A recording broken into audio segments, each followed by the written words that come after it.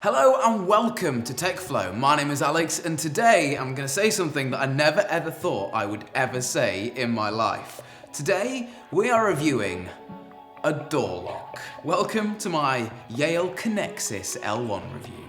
Let's do this.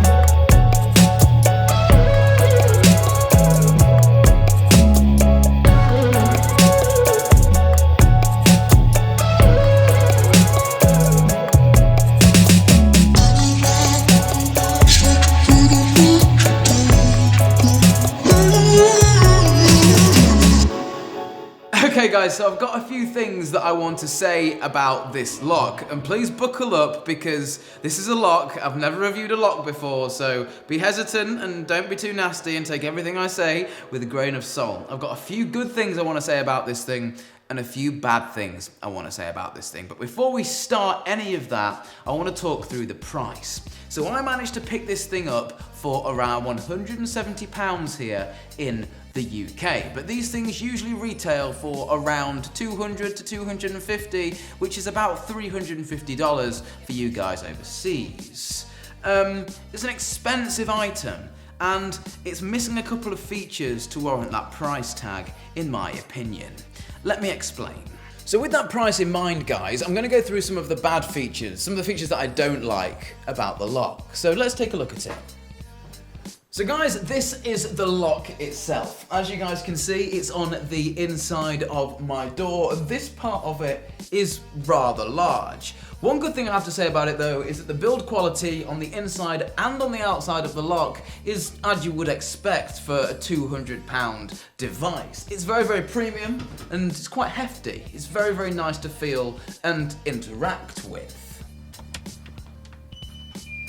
It's all good news on the outside though, talking about the size of it. So on the inside, that is obviously where all the technology is housed, therefore it needs to be rather large. But on the outside, it's still quite a big lock, but it's not that big. And I do have quite a few people round the house. People come obviously in and out of the front door. No one has ever mentioned how big my lock is, which is quite a surprise because I usually get that question asked quite often in other areas. I digress.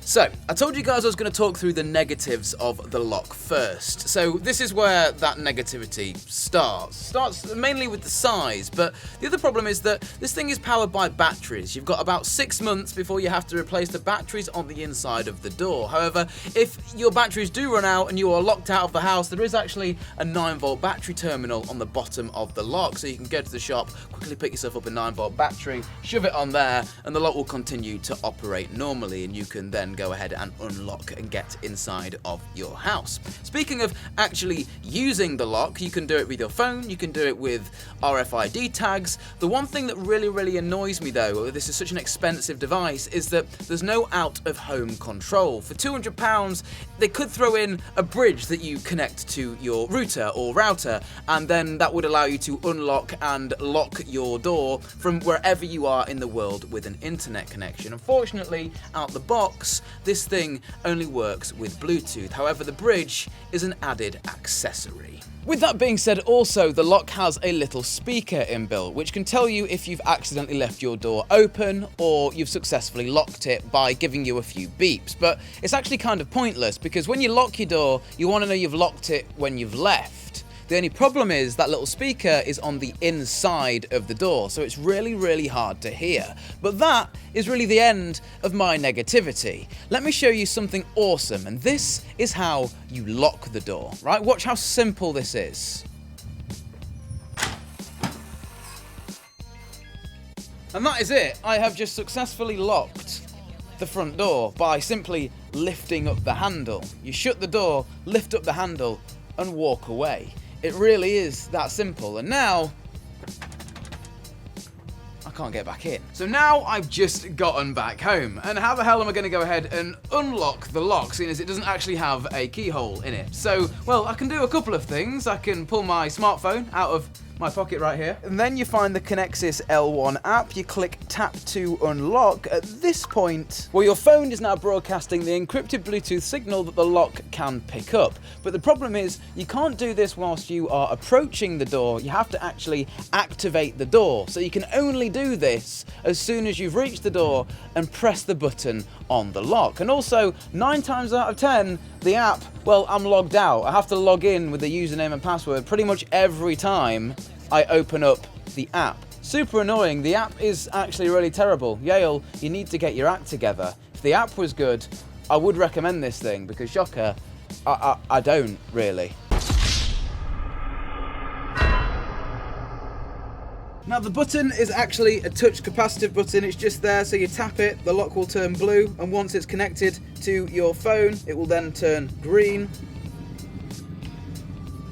And now the door unlocks. But that, with the phone, is too much of a long-winded process, which is why, yes, I would probably use the phone to unlock the door if you could unlock it as you are arriving to the house. But to do that, you'd need the bridge and an internet connection. So it's honestly such a stupid idea to unlock it with the phone's Bluetooth capability straight to the lock. It takes longer than it would with a traditional key. And if things are going to take longer than it would traditionally, and you're also spending £200, you're moving backwards. So let me show you how I actually unlock this lock every time I come to the house. Because, shocker, there's a few ways that make this lock worth the money, sort of, and better than using a traditional key.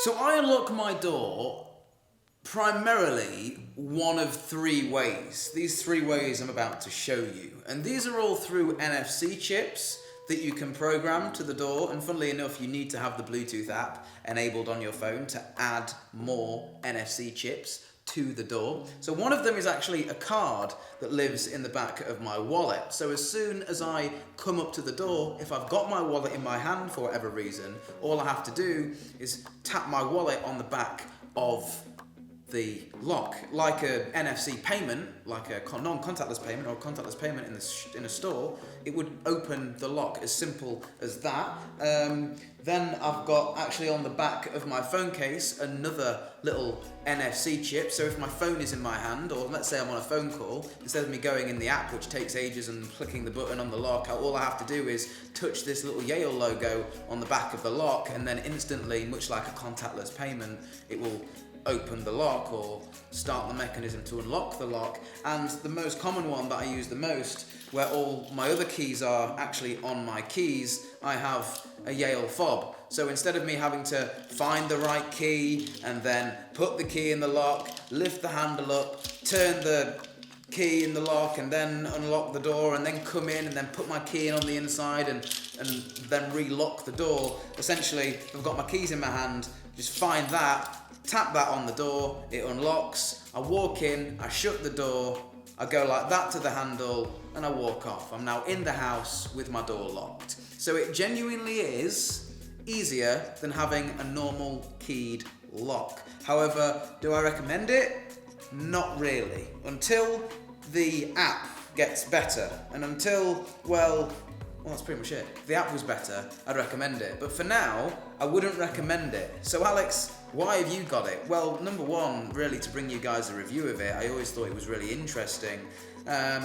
Number two, I'm a tech geek. So if you are a tech geek and you just like everything to be tech, including your lock. I mean, you're talking to somebody here who has a robot Hoover.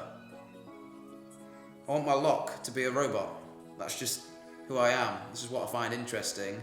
But to the normal person, right now, no, until the app gets better, I really wouldn't recommend it. But there you go. That's been my review of the Conexis L1 from Yale. Quite a little negative review, really, but I wanted to tell you guys my honest thoughts of the lock, and not everything I review on TechFlow is amazing. So, there you have it.